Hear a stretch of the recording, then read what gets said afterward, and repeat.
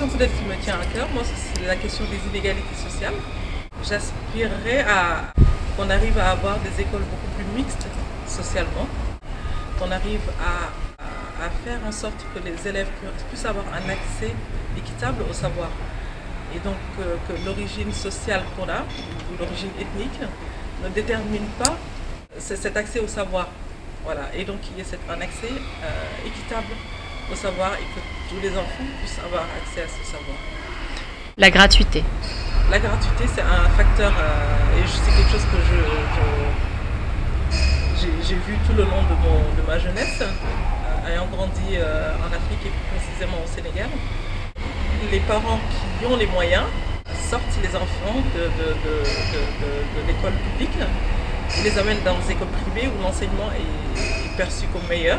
Et souvent, c'est d'ailleurs le cas.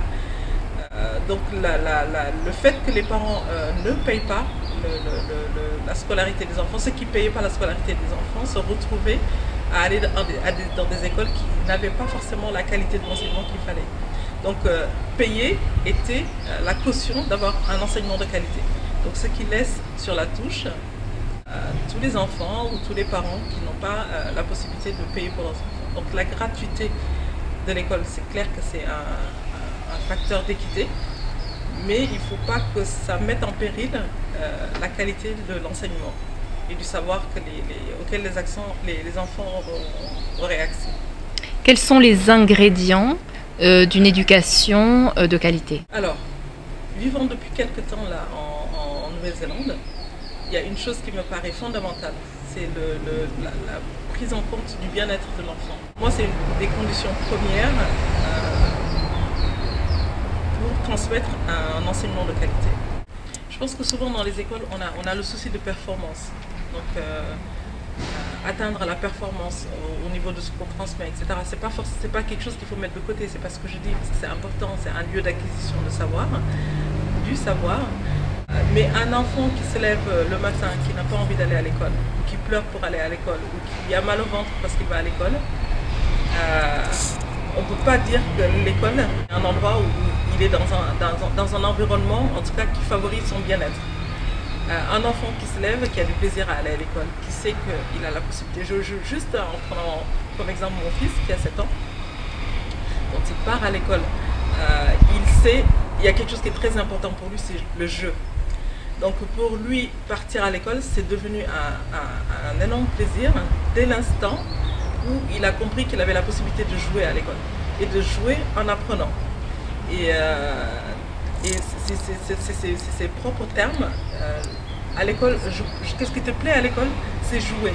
Et dans ce jeu, il a la possibilité de jouer, d'avoir le loisir de jouer, etc. Mais il a également la possibilité d'acquérir de la connaissance et du savoir dans le jeu. Donc je pense que le côté ludique de la transmission du savoir, c'est quelque chose de très important à prendre en compte.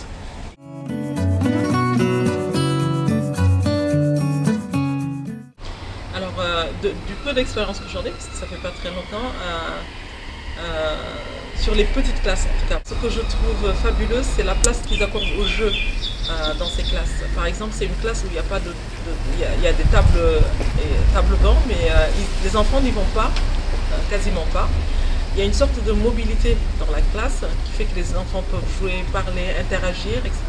Il n'y a pas la rigidité, par exemple, des places, de ne pas bouger, d'être systématiquement dans la restriction du corps. Et ça, je trouve ça fabuleux. Je trouve ça très très bien. Le corps est en mouvement et c'est ce dont il a besoin à ces âges-là. Également, ce que je trouve important, c'est que les journées sont moins longues d'enseignement. Ce qui laisse la possibilité à l'enfant, quand il revient à la maison, de récupérer, d'être sur autre chose. Voilà, donc ne pas avoir cette longueur de journée à l'école qui finit par être infinissable pour des enfants. L'autre chose, c'est la place qu'on accorde dans l'école à tout ce qui est loisir, la place qu'on accorde à tout ce qui est activité artistique, la place qu'on accorde à tout ce qui est activité sportive. Et c'est un pays où il ne fait pas beau, mais les enfants sont constamment dehors et ils font beaucoup de choses à l'extérieur. Et ils ont aussi, je trouve, hein, cette capacité à valoriser les compétences et les capacités de l'enfant. L'accent n'est pas mis forcément sur... il n'y a pas de pression sur le résultat, mais c'est vraiment le fait que tout le monde participe et que tout le monde apporte sa compétence. Et c'est vraiment un lieu commun où ils se retrouvent tous, beaucoup plus que est-ce que tu as réussi, est-ce que... Voilà.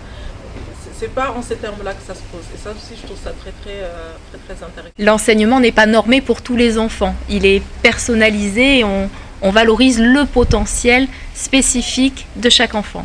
Et voilà, on va plus mettre l'accent sur ce qu'est capable de faire l'enfant et ce qu'il est capable d'amener, plutôt que ce qu'il devrait réussir ou ce qu'il devrait arriver à faire.